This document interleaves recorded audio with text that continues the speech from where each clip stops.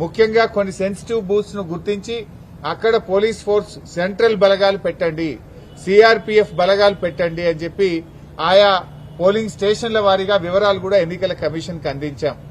ముఖ్యంగా మహిళా పోలీస్ అధికారులను, ఆశా అంగన్వాడీ వర్కర్లను అక్కడ డెప్యూట్ చేసి లోపలికి వెళ్లేటువంటి ఓటర్ల ఐడెంటిటీ గుర్తించిన తర్వాతనే ఓటర్లను లోపలికి పంపాలి.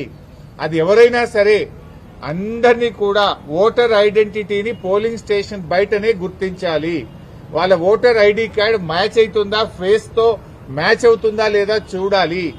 ఓటర్ ఐడి గుర్తించకుండా ఓటర్లను పోలింగ్ స్టేషన్ లోకి పంపకూడదు.